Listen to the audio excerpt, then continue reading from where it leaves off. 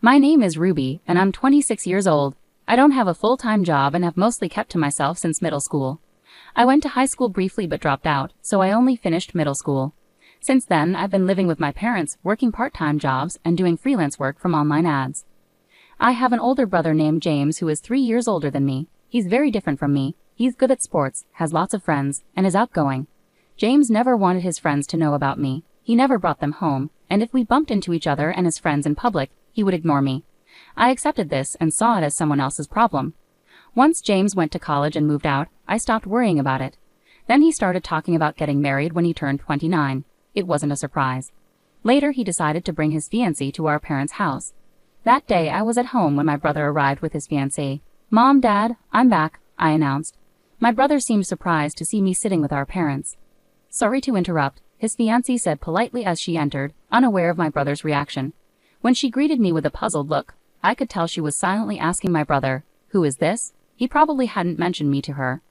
"My name is James's mother," my mom introduced herself, "and my dad." The fiancé nodded politely but still looked confused. My dad didn't say anything about me. My parents have always been tough on me, especially compared to my accomplished brother. When we were young, they used to say things like, "Your brother can do it, why can't you?" But things changed as we got older. Eventually, they even started calling me a burden. It seemed like they planned to ignore me during this meeting too. "I'll go get some more drinks," my mom said as she got up. She whispered in my ear, "Why are you here? Go back to your room." I had come to this gathering hoping to connect with my family in my own way, but it seemed to be going wrong. Despite that, I couldn't just leave, so I stayed where I was. My brother's fiancée introduced herself as Emma.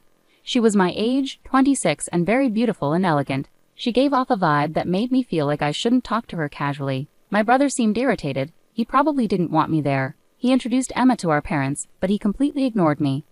I felt invisible. After discussing their upcoming wedding, the conversation turned to lighter topics. However, my brother continued to act as if I didn't exist. Then James asked, "So, Ruby, what do you do these days?" Before I could reply, my brother cut in. "Never mind, Emma, you don't need to talk to her," he said firmly. Emma looked visibly surprised. "Oh, okay," my mom quickly added. "Don't worry about it." "Yeah, don't worry. She's just a distant relative," my dad remarked, and that was the final straw for me. A stranger, huh? I thought. It seemed like reconciliation was never an option from the beginning. The meeting ended as if my presence didn't matter. Whether I was there or not, my brother and Emma soon got married and started building their own house to live in. My brother works at a well-known company and has a good income despite still being in his 20s. Emma decided to be a stay-at-home wife and quit her job. When my brother's house was finished, we received an invitation to their housewarming party. It was going to be a small gathering with Emma's relatives and my brother's bosses. My mom fretted, "Oh, it's done already. Time flies. We need to pick out a nice housewarming gift." My dad shrugged and said, "We're family, it doesn't have to be anything fancy," as he casually set aside the invitation. Only my parents' names were on the invitation, mine was missing. My mom seemed to notice but still asked, "Ruby will be coming too, right?" I wasn't sure what to make of it. They hadn't exactly introduced me well at the last gathering. "It's okay if I'm not invited," I declined, but my mom insisted, "No, you're coming. I'll make sure of it." So I ended up going to the party. On the day of the event, it suddenly started raining. My parents and I took a taxi to my brother's house. Because of the rain, my brother and his wife didn't come out to greet guests at the entrance.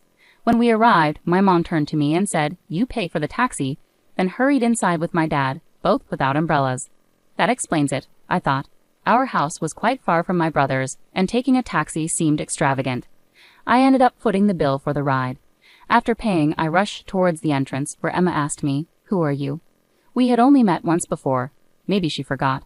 Assuming so, I introduced myself again. "I'm Ruby, James's sister," I replied, trying to introduce myself. But Emma smiled and said casually, "Oh, the high school dropout, interesting." We didn't invite the freeloader living off their parents. My brother had just returned and overheard this. He looked at me with disdain and asked, "What are you doing here?" "James, I told you not to invite her. Why is she here?" Well, I'm not sure either. My brother clearly didn't want me there. Emma's attitude towards me changed once she learned who I was. Actually, she's even worse than my brother and parents. Would it have been better if I hadn't come? I asked my brother cautiously. "Yeah, you're practically a stranger with your lack of education. Not finishing high school doesn't even count," my brother replied coldly. Emma chimed in, siding with him. "Could you please leave the property now?" Her calm expression throughout was truly unsettling. "Got it," I said, turning away. The taxi we arrived in was gone, and since we weren't on a main road, finding another one looked tough. I didn't have an umbrella. I walked slowly, getting soaked in the rain. I could hear Emma laughing behind me.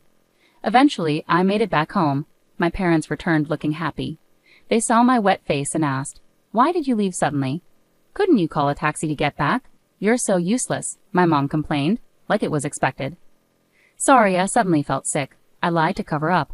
You left on your own over that? You're hopeless. Don't forget to give them the gift later. You're an adult," my dad scolded me. I had prepared a gift for the party but brought it back without giving it. I wanted to send it by mail, but I didn't have the address. I could ask my parents, but things felt awkward, so I decided to contact my brother instead. "I want to send a gift. Can you tell me the address?" That's all I asked my brother. His reply, "I don't give my address to strangers, okay?" I sighed deeply. Is it really amusing for him to assert dominance over me in private, not just embarrass me in front of others? It was baffling. Maybe Emma was there too, typing away and laughing at the situation. Either way, it was absurd. I gave up on sending a gift to congratulate my brother and his wife on their housewarming party. Instead, I decided to leave home. I realized I couldn't connect with my family anymore, so I chose to live independently. Despite only having part-time work, I had some savings. With that, I managed to rent a room and live on my own. It wasn't much, so I decided to try streaming videos in my spare time. I already enjoyed watching streams as a hobby and was good at spotting trends among popular streamers and finding ways to increase views. When I started streaming, I began earning tens of thousands of dollars each month. As my income grew, it covered all my living expenses. With the money I didn't need for daily life, I started investing, and those investments turned out successful. Encouraged by this, I ventured into running a small business importing and selling goods. I kept busy and felt fulfilled every day. I didn't have a family complaining about me spending too much time on the computer. A few months later, I received a call from my parents, who hadn't contacted me since I left home. "We need you to help James financially," they said. "Why?" I asked, genuinely curious. I wondered what had happened to my brother, who had just built a new house. Slowly, my parents began to explain the situation. "Apparently, after moving into his new house, your brother started hosting frequent parties and interacting with various people, bosses, executives, clients, and Emma's friends. During one of these gatherings, someone proposed an investment opportunity and your brother trusted them. He ended up losing a large amount of money, drawn in by the promise of quick, high returns." I was stunned. My brother had a stable job, so it seemed like such a big mistake could have been avoided if he had just focused on his work. "Who recommended this investment? Could it be a scam?" I asked. "No, it's not. It was suggested by one of Emma's friends," my parents replied, placing full trust in Emma.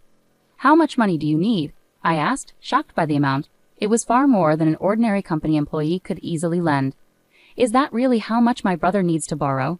I hesitantly questioned my parents, fearing the answer I knew was coming. We were also approached with the same investment opportunity. My parents hesitated before admitting. "I can't come up with that much money easily, I'm sorry." I tried to end the call, but they insisted, saying, "We're your family, help us in times like these." "Family? It's too late for that. I'm busy, and I'm practically a stranger to you now, right?" With that, I hung up. Later, somehow they found out and showed up with my brother's family at the office of my company. I was in a meeting at the time. My secretary informed me, "There are guests here for you, Mr. President." "I don't have any other appointments scheduled." "Who are they?" I felt uneasy. I apologized to my business partner and briefly excused myself. When I reached the reception area, I saw my pregnant sister-in-law Emma, my brother, and my parents. "You're running a company, huh? It's much smaller than where I work," my brother smirked, glancing around my office. "Who are you?" I asked bluntly, pretending not to recognize them. "What's with the attitude?" my brother shouted, losing his temper. My mother stepped in and explained, "We discussed this before, but we really need your help. You're successful with your company, so you can support us, right?" She asked for money shamelessly, as if it were the most natural thing in the world. "Yeah, it's a critical time for our family.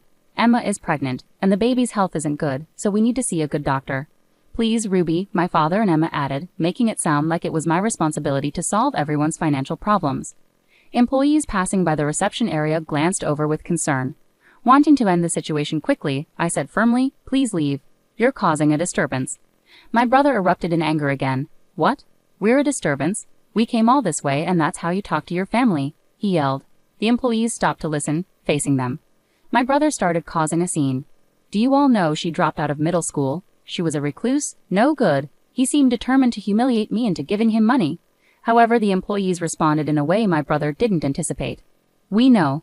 Everyone is aware of the president's background, including me. The president hires many people from similar situations. Is there an issue? One of my employees responded calmly. My brother, who usually socializes only with highly educated and wealthy individuals, seemed taken aback and stumbled over his words. Well, my father began. What a sorry excuse for a company, just a gathering of misfits. My brother joined in. Exactly. Companies that do business with a place like this can't be any good either, he shouted loudly. At that moment, the president of the company I was meeting with stepped out of the reception room, having heard the commotion. My brother's expression turned blank, then pale as he faced the man. The president approached him directly. What's the matter, James? Emma asked my brother. Idiot, don't say my name, my brother whispered urgently to Emma, but it was too late. James? Oh, it's you, the company president said as he walked up to my brother. You are the guy who manages the division at Mr. Long's company, right?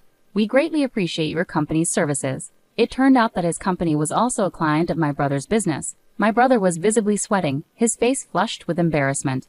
Well, I suppose we're not that memorable since we're not a big company, my brother faltered when the president turned his own words against him. He visibly froze. Sensing the tension, my father, mother, and Emma fell silent. Ignoring them, I apologized to the president again, determined to defuse the situation. I'm sorry for taking up your valuable time. I'll ask them to leave. Oh, are you sure? I have time today, so I don't mind waiting. Your family is important, the president offered. No, they're not my family, I asserted, glancing at my parents and brother's family. They're complete strangers. Following that, my parents and brother's family were escorted out of the company. Perhaps stunned by the president's unexpected intervention, they left quietly. Curious about how my business became exposed, I decided to investigate. It turned out Emma was the catalyst. She had a friend who was well connected in investment circles and always kept informed. This friend came across information about a young woman in her 20s who was gaining recognition as a skilled trader and company owner. Emma was shocked to see a photo of this woman in the media and realized it was her husband's sister, whom she had heard was a middle school dropout. Emma shared this discovery with my brother and parents, suggesting they approach me for financial help. When their attempts to reach me during the day went unanswered, and I didn't return their calls about money, they showed up at my company. Since I had been treating them as strangers, I decided to distance myself from them. However, my curiosity led me to look into Emma's friend who had been involved in my family's financial troubles. To my surprise, that friend turned out to be Emma's ex-boyfriend, and it appeared they were still connected in some way. The situation with Emma turned out to be even more shocking. The child she was carrying wasn't my brother's but actually belonged to the investor she had been involved with. No way! My brother was devastated, understandably so, as everything had been based on lies. It became apparent that she had been manipulating several men for money under the guidance of her ex-boyfriend. Naturally, my brother and Emma divorced, and both of them are now in police custody. Unfortunately, the money lost in the investment won't be recovered anytime soon. Following the incident at my company, my brother's career took a downturn. Despite being in his 20s, he was moved to a less prominent department and eventually resigned, likely frustrated by the financial troubles and personal turmoil. As for my father, he faced repercussions after the president witnessed him losing his temper with a subcontractor at work. An investigation into his behavior led to his termination. It came to light that he had a history of belittling those without higher education, similar to how he used to treat me. So both my brother and father ended up losing their jobs. Despite their decreased income, the former family still tries to contact me, suggesting we live together again. With everything that happened, we're still family, right? They try different tactics to cling to me, but my response remains consistent. I don't know you. You're complete strangers to me. I have no intention of giving any other response in the future. I've made sure they can't enter my company's building anymore, so they can't force their way in.